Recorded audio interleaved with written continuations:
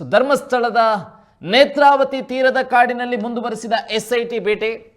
ಇವತ್ತು 6ನೇ ಪಾಯಿಂಟ್ನಲ್ಲಿ ಅಸ್ಥಿಪಂಜರದ ಅವಶೇಷಗಳು ಸಿಕ್ಕರೂ ಕೂಡ ಈ ಪ್ರಕರಣಕ್ಕೆ ಸಂಬಂಧಪಟ್ಟಂತೆ ಕ್ಷಣ ಕ್ಷಣಕ್ಕೂ ಕೂಡ ಮೇಜರ್ ಟ್ವಿಸ್ಟ್ಗಳು ಸಿಗ್ತಾ ಇರುವಂಥದ್ದು. ಒಂದಲ್ಲ ಒಂದು ರೀತಿಯಲ್ಲಿ ಈ ಪ್ರಕರಣದ ಬೆಳವಣಿಗೆಗಳು ಆಗ್ತಾ ಇರುವಂಥದ್ದು. ಪಾಯಿಂಟ್ ನಂಬರ್ 6ರಲ್ಲಿ ಸಿಕ್ಕಿದ ಈಗ ಪುರುಷನ ಅಸ್ಥಿಪಂಜರದ ಅವಶೇಷ. 106 ಹತ್ಯೆ ಆರೋಪಕ್ಕೆ ಹಾಗಾದರೆ ಸಿಗುತ್ತಾ ಇನ್ನಷ್ಟು ಸಾಕ್ಷ್ಯಗಳು ಅನ್ನುವಂಥದ್ದು ಒಂದು ಪ್ರಶ್ನೆ ಆಗ್ತಾ ಇದೆ. ಇನ್ನಷ್ಟು ಅಗೆಯುವಂಥ ಪ್ರಯತ್ನಗಳು ನಡೀತಾ ಇದೆ. ಇನ್ನಷ್ಟು ಪಾಯಿಂಟ್ಗಳು ಬಾಕಿ ಇದೆ. ಆತ ಹೇಳಿರುವಂತಹ ಮಾಹಿತಿ ಪ್ರಕಾರ, ಆತ ಹೇಳೋ ಪ್ರಕಾರ 100ಕ್ಕೂ ಅಧಿಕ ಹೆಣಗಳನ್ನು ಹೂತಿದ್ದೇನೆ ಅನ್ನುವಂಥದ್ದನ್ನು ಹೇಳ್ತಾ ಇದ್ದಾನೆ. ಬಟ್ ಸದ್ಯಕ್ಕೆ ಆತ ಗುರುತು ಮಾಡಿರುವಂಥ 13 ಪಾಯಿಂಟ್ಗಳಲ್ಲಿ ಇನ್ನೂ ಕೂಡ 7 ಪಾಯಿಂಟ್ ಬಾಕಿ ಇದೆ. ಮೊದಲ 2 ದಿನದ 5 ಪಾಯಿಂಟ್ನಲ್ಲಿ ಕೂಡ ಸಿಗದ ಅವಶೇಷಗಳು 3ನೇ ದಿನದ 6ನೇ ಪಾಯಿಂಟ್ನಲ್ಲಿ ಪತ್ತೆಯಾಗಿರುವಂಥದ್ದು. ಹಾಗಾಗಿ ಇನ್ನೂ ಕೂಡ ಆತ ಗುರುತಿಸಿರುವಂತೆ 7 ಪಾಯಿಂಟ್ಗಳು ಪೆಂಡಿಂಗ್ ಉಳಿದಿದ್ದಾವೆ. ಆ 7 ಪಾಯಿಂಟ್ನಲ್ಲಿ ಏನಾದರೂ ಇನ್ನಷ್ಟು ಅಸ್ಥಿಪಂಜರಗಳು ಸಿಗುವಂಥ ಸಾಧ್ಯತೆಗಳಿದೆಯಾ? ನೇತ್ರಾವತಿ ಸ್ಥಾನಘಟ್ಟದಲ್ಲಿ ಹಾಗಾದರೆ ಸಿಗುತ್ತಾ ಇನ್ನಷ್ಟು ಅಸ್ಥಿಪಂಜರಗಳು? ಉಳಿದ 7 ಪಾಯಿಂಟ್ಗಳಲ್ಲೂ ಕೂಡ ಈ ಪ್ರಕರಣಕ್ಕೆ ಸಂಬಂಧಪಟ್ಟಂತಹ ಗುಟ್ಟು ರಟ್ಟಾಗುವಂಥ ಸಾಧ್ಯತೆಗಳಿದೆಯಾ? ಏನಾಗಬಹುದು, ಏನಾಗ್ತಾ ಇದೆ ಧರ್ಮಸ್ಥಳದಲ್ಲಿ ಅನ್ನುವಂತಹ ವಿಚಾರಕ್ಕೆ ಸಂಬಂಧಪಟ್ಟಂತೆ ಇನ್ನಷ್ಟು ಕುರುಹುಗಳು ಹೊರಬೀಳುವಂಥ ಸಾಧ್ಯತೆಗಳು ಕೂಡ ಇದೆಯಾ ಅನ್ನುವಂಥ ಪ್ರಶ್ನೆಗಳು ಕೂಡ ಕಾಡ್ತಾ ಇದೆ. ಅನಾಮಿಕ ವ್ಯಕ್ತಿ ತೋರಿಸಿದ ಸ್ಥಳದಲ್ಲೇ ಮಣ್ಣಿನಾಡಿ ಹೂತಿಟ್ಟಿದ್ದಂತಹ ಪುರುಷನ ಅಸ್ಥಿಪಂಜರದ ಅವಶೇಷಗಳು ಪತ್ತೆಯಾಗಿದೆ. ಅನಾಮಿಕ ವ್ಯಕ್ತಿ, ಆತನ ಹೆಸರು ಗೊತ್ತಿಲ್ಲ, ಆತನ ಊರು ಗೊತ್ತಿಲ್ಲ, ಆತ ಯಾರು ಅನ್ನುವಂಥದ್ದನ್ನೇ ಗೊತ್ತಿಲ್ಲ. ಆತನ ಪರಿಚಯವನ್ನು ಕೂಡ ಪೊಲೀಸರು ಪಬ್ಲಿಕ್ ಮಾಡಲಿಲ್ಲ. ಹಾಗಾಗಿ ಆತ ಹೇಳಿದಂಥ ಸ್ಥಳದಲ್ಲಿ, ಧರ್ಮಸ್ಥಳದ ಪಾಯಿಂಟ್ ನಂಬರ್ 6ರಲ್ಲಿ ಸಿಕ್ಕಿದೆ ಅಸ್ಥಿಪಂಜರ. ಮೊದಲ 2 ದಿವಸಗಳಲ್ಲಿ ಮೊದಲ 5 ಪಾಯಿಂಟ್ಗಳಲ್ಲಿ ಸಿಗದಂತಹ ಅಸ್ಥಿಪಂಜರ ಈಗ 6ನೇ ಪಾಯಿಂಟಲ್ಲಿ ಸಿಕ್ಕಿದೆ. ಹಾಗಾದರೆ ಈ ಪ್ರಕರಣಕ್ಕೆ ಸಂಬಂಧಪಟ್ಟಂತೆ ಸಾಕ್ಷಿಗಳು ಸಾಕಾಗುತ್ತಾ? ಈ ಒಂದು ಅಸ್ಥಿಪಂಜರದ ಸಾಕ್ಷಿ ಸಾಕಾಗುತ್ತಾ? ಅಥವಾ ಸತ್ಯ ಹೊರಬರುತ್ತಾ? ಇದರಿಂದ ಸಾಧ್ಯ ಇದೆಯಾ ಕೇವಲ ಒಂದು ಅಸ್ಥಿಪಂಜರದಿಂದ? ಮುಂದಿನ ಹಂತಗಳು ಏನು? ಪಾಯಿಂಟ್ ನಂಬರ್ 6ರಲ್ಲಿ 3.5 ಅಡಿ ಅಗೆಯುತ್ತಲೇ ಅಸ್ಥಿಗಳು ಪತ್ತೆಯಾಗಿದೆ. ಬರೀ 3.5 ಅಡಿ ಅಗೆಯುವಂಥ ಸಂದರ್ಭದಲ್ಲಿ ನಿನ್ನೆ ಮೊನ್ನೆಯ ವಿಚಾರಗಳನ್ನ ಗಮನಿಸಿದರೆ ಅನೇಕ 15 ಅಡಿ ಅಗೆದಿರುವಂಥ ಉಲ್ಲೇಖಗಳು ಕೂಡ ಇದೆ. ಪಾಯಿಂಟ್ 6ರ ಬಳಿ ಈಗಾಗಲೇ ತಗಡು ಶೀಟ್ ಮತ್ತು ಕಬ್ಬಿಣದ ರಾಡನ್ನು ಬಳಸಿ ತಾತ್ಕಾಲಿಕ ಟೆಂಟ್ ನಿರ್ಮಾಣವನ್ನು ಕೂಡ ಕಾರ್ಮಿಕರು ಮಾಡಿದ್ದಾರೆ. ಅಂದರೆ ಸಿಕ್ಕಿರುವಂಥ ಅವಶೇಷಗಳಿಗೇನಿದೆ ಅದರ ಸಾಕ್ಷಿಯನ್ನು ಕಾಪಾಡುವಂತೆ ಮಳೆ ನೀರು ಬೀಳದ ರೀತಿಯಲ್ಲಿ ಮತ್ತು ಅಲ್ಲಿ ಭದ್ರತೆಯ ದೃಷ್ಟಿಯಿಂದಲೂ ಕೂಡ ತಗಡು ಶೀಟ್ ಮತ್ತು ಕಬ್ಬಿಣದ ರಾಡನ್ನು ಬಳಸಿ ತಾತ್ಕಾಲಿಕ ಟೆಂಟನ್ನು ಕೂಡ ನಿರ್ಮಾಣ ಮಾಡಿರುವಂಥದ್ದು. ಒಟ್ಟಾರೆ ತಕ್ಷಣವೇ ಅಸ್ಥಿಪಂಜರದ ಇವತ್ತು ಸಿಕ್ಕಿರುವಂತಹ ಅಸ್ಥಿಪಂಜರವನ್ನು ವಶಕ್ಕೆ ಪಡೆದು FSLಗೂ ಕೂಡ ರವಾನೆಯನ್ನು ಮಾಡಲಾಗಿದೆ. ವಿಧಿವಿಜ್ಞಾನ ಪ್ರಯೋಗಾಲಯಕ್ಕೆ ಈಗಾಗಲೇ SIT ತಂಡ ಆ ಅಸ್ಥಿಪಂಜರವನ್ನು ರವಾನೆ ಮಾಡಿರುವಂಥದ್ದು. ಹಾಗಾಗಿ ಇವತ್ತಿನಿಂದ ಈ ಪ್ರಕರಣಕ್ಕೆ ಸಂಬಂಧಪಟ್ಟಂತೆ ಒಂದು ಬೆಳವಣಿಗೆಗಳು ಆಗ್ತಾ ಇದೆ, ಕುತೂಹಲಗಳು ಹೆಚ್ಚಾಗ್ತಾ ಇವೆ. ಈ ಪ್ರಕರಣದ ಪ್ರಮುಖ ರೂವಾರಿಗಳು ಯಾರು ಅನ್ನುವಂಥದ್ದು ಕೂಡ ಸದ್ಯದಲ್ಲೇ ತೆರೆ ಎಳೆಯುವಂಥ ಸಾಧ್ಯತೆಗಳು ಕೂಡ ಇದೆ. ಹಾಗಾಗಿ ಇವತ್ತು ಸಿಕ್ಕಿರುವಂಥದ್ರಲ್ಲಿ ಎಷ್ಟು ಮೂಳೆಗಳಿತ್ತು, ಸಿಕ್ಕಿದಂತಹ ಬಟ್ಟೆ ಎಲ್ಲ ವಿವರವಾಗಿ ಎಲ್ಲವನ್ನ ಕೂಡ ಲಿಖಿತವಾಗಿ ದಾಖಲಿಸಿದ್ದಾರೆ AC ಸ್ಟೆಲ್ಲಾ ವರ್ಗೀಸ್ ಅವರು. ಅಂದರೆ ಲಿಖಿತವಾಗಿ ಪುಸ್ತಕದಲ್ಲಿ ಬರೆಯುವ ಮುಖಾಂತರ ಅಲ್ಲಿ ಏನೆಲ್ಲ ಸಿಕ್ಕಿತು ಅನ್ನುವಂಥದ್ದನ್ನು, ಎಷ್ಟು ಮೂಳೆಗಳು ಸಿಕ್ತು, ಅದರಲ್ಲಿ ಕೈ ಅಥವಾ ಕಾಲಿಗೆ ಸಂಬಂಧಪಟ್ಟಂಥ ಮೂಳೆ ಎಷ್ಟು, ತಲೆ ಬುರುಡೆಗಳಿಗೆ ಎಷ್ಟು, ಎಲ್ಲವನ್ನ ಕೂಡ ಲಿಖಿತವಾಗಿ ಬರ್ಕೊಂಡಿಟ್ಟಿದ್ದಾರೆ.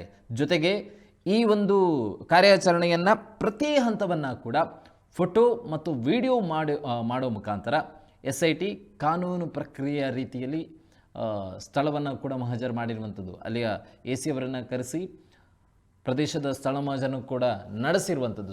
ಹಾಗಾಗಿ ಈ ಪ್ರಕರಣಕ್ಕೆ ಸಂಬಂಧಪಟ್ಟಂತೆ ಏನೆಲ್ಲ ಬೆಳವಣಿಗೆಗಳು ಆಗಬಹುದು ಅನ್ನುವಂಥ ಕುತೂಹಲಗಳು ಹೆಚ್ಚಾಗ್ತಾ ಇದೆ.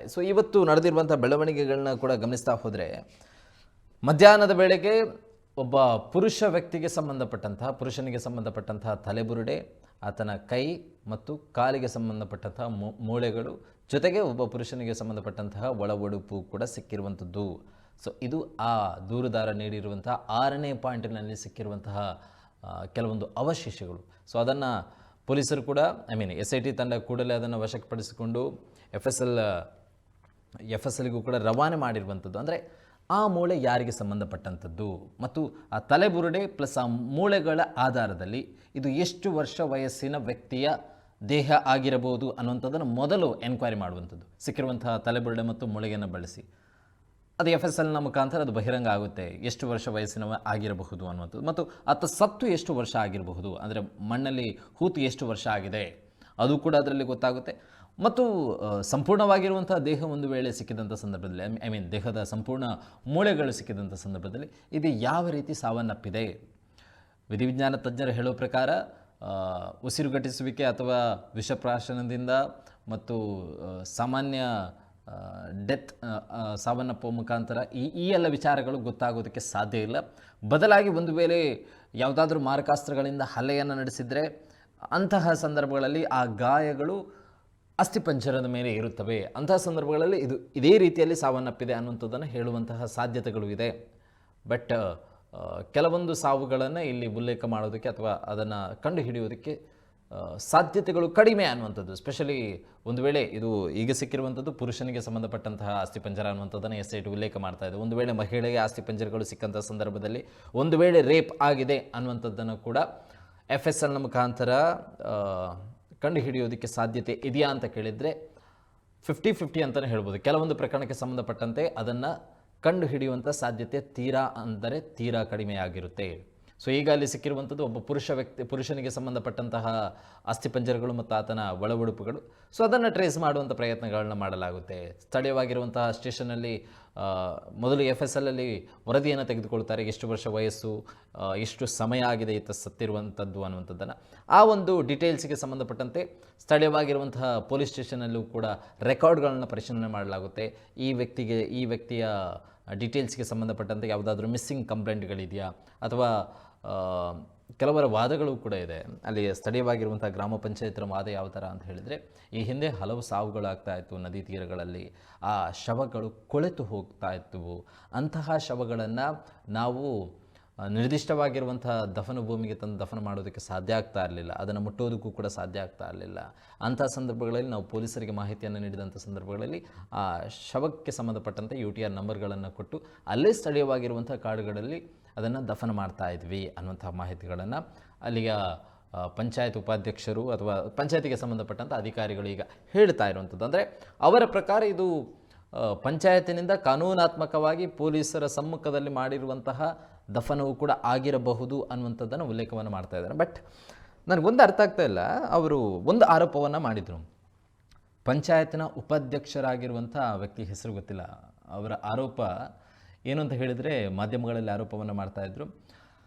ಆ ವ್ಯಕ್ತಿ ಯಾರು ಅನ್ನುವಂಥದ್ದು ಈಗಾಗಲೇ ಧರ್ಮಸ್ಥಳಕ್ಕೆ ಸಂಬಂಧಪಟ್ಟಂತೆ ಎಲ್ರಿಗೂ ಕೂಡ ಗೊತ್ತಾಗಿದೆ. ಆತನನ್ನು 2014 ನಾವು ಕೆಲಸದಿಂದ ಹೊರಹಾಕಿದ್ದೇವೆ ಮತ್ತು ಆ ವ್ಯಕ್ತಿ ಹೇಳೋ ಪ್ರಕಾರ ನಾನು 2014 ತನಕ ಅಲ್ಲೇ ಇದ್ದೆ. 2014 ಡಿಸೆಂಬರ್ನ ಸಂದರ್ಭದಲ್ಲಿ ನಾನು ತನ್ನ ಫ್ಯಾಮಿಲಿಯ ಜೊತೆಯಾಗಿ ಧರ್ಮಸ್ಥಳವನ್ನು ಬಿಟ್ಟು ಓಡಿ ಹೋಗಿದ್ದೇನೆ ಅನ್ನುವಂಥದ್ದನ್ನು ದೂರಲ್ಲಿ ಮೆನ್ಷನ್ ಮಾಡಿದ್ದ. ಬಟ್ ಪಂಚಾಯತಿನ ಉಪಾಧ್ಯಕ್ಷರು ಹೇಳೋ ಪ್ರಕಾರ 2014 ಬೇಕಾದರೆ ದೇವಸ್ಥಾನದ ಡಾಕ್ಯುಮೆಂಟಲ್ಲಿ ತಾವು ಬಂದು ಸರ್ಚ್ ಮಾಡ್ಬೋದು, ಎನ್ಕ್ವೈರಿ ಮಾಡ್ಬೋದು. ಅದರಲ್ಲಿ 2014 ಆತನಿಗೆ ಯಾವುದೆಲ್ಲ ಪೇಮೆಂಟ್ ಪೆಂಡಿಂಗ್ ಇತ್ತು ಅದೆಲ್ಲವನ್ನು ಕೂಡ ಕೊಟ್ಟು ಆತನನ್ನು ಕೆಲಸದಿಂದ ನಾವು ತೆಗೆದು ಹಾಕಿದ್ದೇವೆ. ಕಾರಣ ಏನು ಅಂತ ಹೇಳಿದರೆ ಆತ ನಟೋರಿಯಸ್ ಕೆಲಸಗಳನ್ನು ಮಾಡ್ತಾ ಇದ್ದ. ಆ ನಟೋರಿಯಸ್ ಕೆಲಸಗಳು ಯಾವುದು ಅಂತ ಕೇಳಿದರೆ ಸತ್ತಂತಹ ಶವಗಳಲ್ಲಿ ಇರುವಂತಹ ಚಿನ್ನ ಮತ್ತು ಬಂಗಾರಗಳನ್ನು ಆತ ಕದ್ದು ತೆಗಿತಾ ಇದ್ದ. ಇದನ್ನು ಗಮನಿಸಿದಂಥ ನಾವುಗಳು ಆತ ನಟೋರಿಯಸ್ ಅಂತ ಹೇಳಿ ಆತನನ್ನು ದೇವಸ್ಥಾನದ ಕೆಲಸದಿಂದ ತೆಗೆದು ಹಾಕ್ತಾ ಇದ್ವಿ. ಅಂದರೆ ಶವಗಳು ಯಾವುದು ಅಂತ ಕೇಳಿದರೆ ಅಲ್ಲಿ ಅಸಹಜವಾಗಿ ನದಿಯಲ್ಲಿ ಬಿದ್ದು ಸತ್ತಂತಹ ಶವಗಳಾಗಿರ್ಬೋದು, ಇಂತಹ ಶವಗಳನ್ನು ಆತ ಹೂಳೋದಕ್ಕೆ ನಾವು ನೀಡ್ತಾ ಇದ್ವಿ. ಅಂತಹ ಸಂದರ್ಭಗಳಲ್ಲಿ ಆತ ಅದರಲ್ಲಿದ್ದಂಥ ಚಿನ್ನಗಳನ್ನೆಲ್ಲ ಎಗರಿಸಿ ಹೋಗ್ತಾ ಇದ್ದ ಅನ್ನುವಂಥದ್ದನ್ನು. ಅಲ್ಲಿ ಏನಾಗಿತ್ತು ಅಥವಾ ಆ ಉಪಾಧ್ಯಕ್ಷರು ಏನು ಹೇಳಿದರು ಅದು ನಿಮಗೆ ಈಗ ಗೊತ್ತಿರುವಂಥದ್ದು. ಬಟ್ ನಾನು ಹೇಳುವಂಥದ್ದು ಅದೇ ಉಪಾಧ್ಯಕ್ಷರ ಬಳಿ ನೀವು ಹೇಳೋ ಪ್ರಕಾರ, ಇದನ್ನು ನಾವೇನು ಕ್ರಿಯೇಟ್ ಮಾಡ್ತಾ ಇಲ್ಲ, ನೀವು ಹೇಳೋ ಪ್ರಕಾರ ದೇವಸ್ಥಾನಕ್ಕೆ ಸಂಬಂಧಪಟ್ಟಂತೆ ಬಂದಂತಹ ಭಕ್ತರಲ್ಲಿ ಸಾವನ್ನಪ್ಪಿದವರು, ನದಿಯಲ್ಲಿ ಮುಳುಗಿ ಸಾವನ್ನಪ್ಪಿದವರು ಅಥವಾ ಅವರು ಹೇಳೋ ಪ್ರಕಾರ ಆ ಕ್ಷೇತ್ರದಲ್ಲಿ ಬಂದು ಸಾವನ್ನಪ್ಪಿದರೆ ಒಳ್ಳೆಯದಾಗುತ್ತೆ ಅನ್ನುವಂಥ ನಂಬಿಕೆಯಿಂದ ಸಾವನ್ನಪ್ಪಿದರು, ಒಟ್ಟಾರೆಯಾಗಿ ಯಾವುದೋ ರೀತಿಯಲ್ಲಿ ಸಾವನ್ನಪ್ಪಿದಂತಹ ವ್ಯಕ್ತಿಯ ಶವವನ್ನು ಹೂಳುವಂಥ ಸಂದರ್ಭದಲ್ಲಿ, ಕ್ಲಿಯರ್ ಆಗಿರಲಿ, ಹೂಳುವಂಥ ಸಂದರ್ಭದಲ್ಲಿ ಆ ಶವದ ಮೇಲೆ ಇದ್ದಂತಹ ಚಿನ್ನವನ್ನು ಎಗರಿಸಿ ಅದನ್ನು ಮಾರಾಟ ಮಾಡಿ ಜೀವನ ಮಾಡ್ತಾ ಇದ್ದವನು ಅನ್ನುವಂಥದ್ದನ್ನು ಉಲ್ಲೇಖವನ್ನು ಮಾಡಿದರು. ನಾನೀಗ ದೂರುದಾರನ ಪರವಾಗಿ ಮಾತಾಡುವಂಥದ್ದಲ್ಲ, ಇದೇ ಪಂಚಾಯತ್ ಅವರಿಗೆ ಒಂದು ಪ್ರಶ್ನೆಯನ್ನು ಕೇಳ್ತಾ ಇದ್ದೀನಿ ಮಾಜಿ ಅಧ್ಯಕ್ಷರೇ.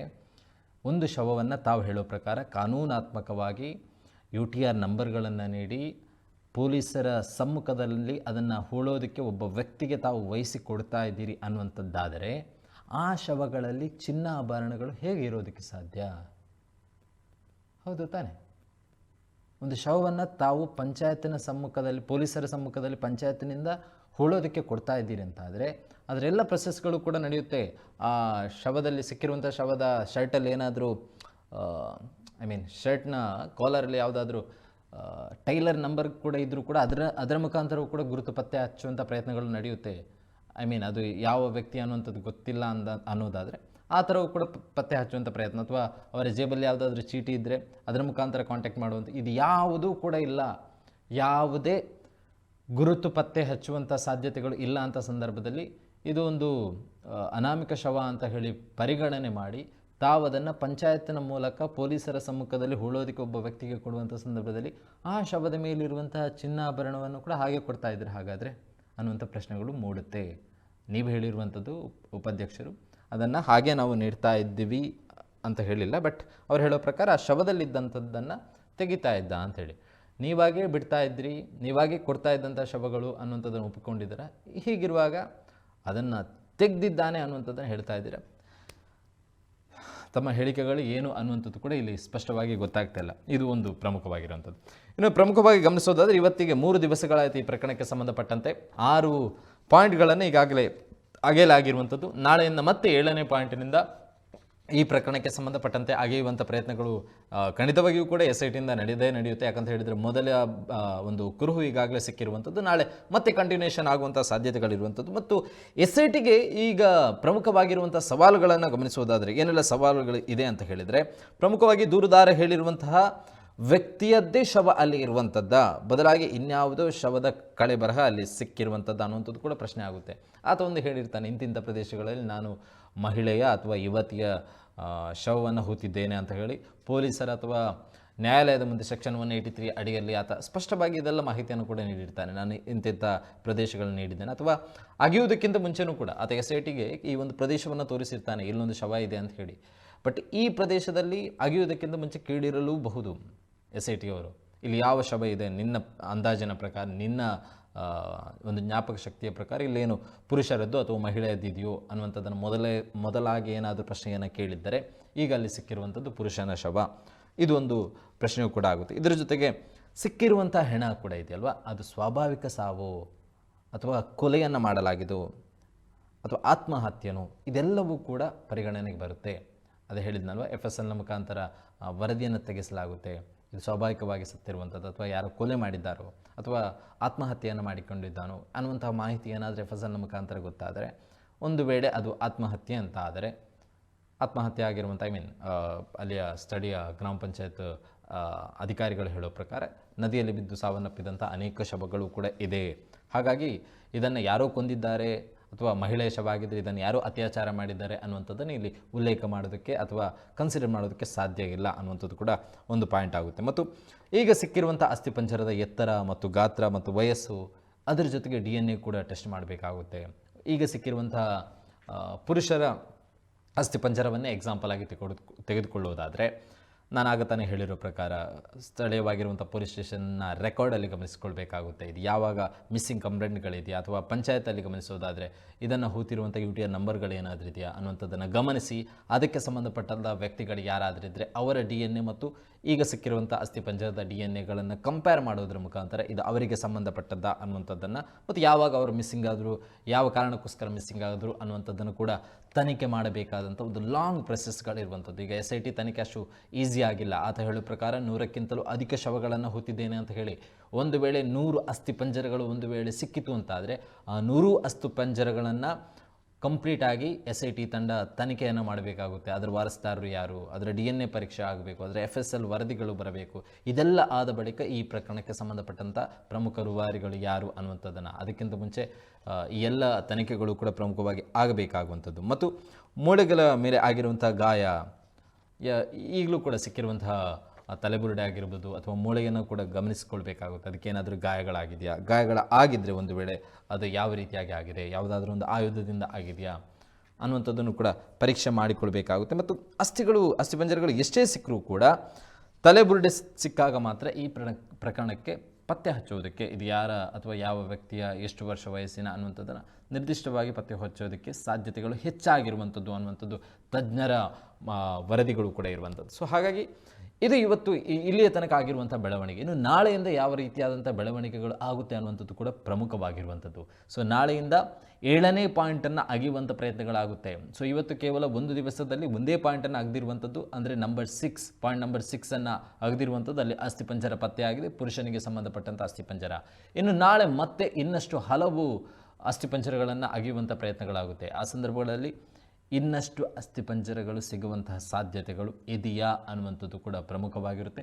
ಸಿಗದಿದ್ದರೂ ಕೂಡ ಅದರಲ್ಲಿ ಯಾವುದೇ ರೀತಿಯಾದಂಥ ಸಂಶಯಗಳಿಲ್ಲ. ಸಿಕ್ಕರೂ ಕೂಡ ಈ ಪ್ರಕರಣದ ಮುಂದಿನ ತನಿಖೆಗಳು ಇನ್ನಷ್ಟು ಚುರುಕಾಗುತ್ತಾ ಹೋಗುತ್ತೆ. ಮತ್ತೊಮ್ಮೆ ಹೇಳ್ತಾ ಇದ್ದೀನಿ, ಇಲ್ಲಿ ಎಷ್ಟೇ ಅಸ್ಥಿಪಂಜರಗಳು ಸಿಕ್ಕರೂ ಅಥವಾ ಈಗ ಸಿಕ್ಕಿರುವಂಥ ಒಂದು ಅಸ್ಥಿಪಂಜರಗಳು ಕೂಡ ಆತ ಹೇಳಿರುವ ದೂರಿನಂತೆ ಅಲ್ಲದಿದ್ದರೆ, ಯಾವುದೋ ಪಂಚಾಯತ್ನವರು ಹೂಳಿರುವಂತಹ ಮತ್ತು ಅದಕ್ಕೆ ಪೂರಕವಾಗಿರುವಂಥ ದಾಖಲೆಗಳನ್ನು ಕೂಡ ಪಂಚಾಯತ್ ಅವರು ನೀಡಿ ಅದು ಯಾರೋ ಕೊಂದು ಹಾಕಿರುವಂತಹ ಶವ ಅಲ್ಲ ಅನ್ನುವಂಥದ್ದು ಏನಾದರೂ ಪ್ರೂವ್ ಆದರೂ ಕೂಡ ಯಾವುದೇ ರೀತಿಯಲ್ಲಿ ಈ ಪ್ರಕರಣದ ಬೆಳವಣಿಗೆ ಆದರೂ ಕೂಡ ಸ್ಥಳೀಯವಾಗಿರುವಂಥ ಕ್ಷೇತ್ರಕ್ಕೂ ಈ ಪ್ರಕರಣಕ್ಕೂ ಸಂಬಂಧ ಇಲ್ಲ. ಮತ್ತೆ ಒತ್ತಿ ಹೇಳ್ತಾ ಇದ್ದೀವಿ, ಈ ಪ್ರಕರಣದ ಮೊದಲಿನಿಂದಲೂ ಕೂಡ ಏನೆಲ್ಲ ಬೆಳವಣಿಗೆಗಳು ಆಗ್ತಾ ಇದೆ ಅನ್ನುವಂಥದ್ದನ್ನು ಪಿನ್ ಟು ಪಿನ್ ಆಗಿ ನಮ್ಮ ಟಿವಿ ವರದಿಯನ್ನು ಮಾಡ್ತಾ ಇದೆ, ಬಿತ್ತರವನ್ನು ಮಾಡ್ತಾ ಇದೆ. ಬಟ್ ಅದರಲ್ಲೂ ಕೂಡ ಸ್ಪಷ್ಟತೆಯನ್ನು ನಾವು ಹೇಳ್ತಾ ಇದ್ದೀವಿ, ಈ ಪ್ರಕರಣಕ್ಕೂ ಸ್ಥಳೀಯವಾಗಿರುವಂಥ ದೇವಸ್ಥಾನಕ್ಕೂ ಯಾವುದೇ ಸಂಬಂಧ ಇಲ್ಲ. ಒಂದು ವೇಳೆ ಸಂಬಂಧಗಳಿದ್ದರೆ ಪ್ರಕರಣಕ್ಕೂ ಮತ್ತು ವ್ಯಕ್ತಿಗೆ ಮಾತ್ರ, ಪ್ರಕರಣಕ್ಕೂ ಮತ್ತು ದೇವಸ್ಥಾನಕ್ಕಲ್ಲ. ಇದು ಇವತ್ತಿಗೆ ಸಂಬಂಧಪಟ್ಟಂತಹ ಜನಧ್ವನಿಯ ಅಪ್ಡೇಟ್. ಸೊ ನಾಳಿನ ಜನಧ್ವನಿಯಲ್ಲಿ ಈ ಪ್ರಕರಣಕ್ಕೆ ಸಂಬಂಧಪಟ್ಟಂಥ ಮುಂದಿನ ಯಾವ ರೀತಿಯಾದಂಥ ಅಪ್ಡೇಟ್ಗಳು ಸಿಗುತ್ತೆ ಅನ್ನುವಂಥದ್ದನ್ನು ಗಮನಿಸ್ಕೊಳ್ತಾ ಹೋಗೋಣ.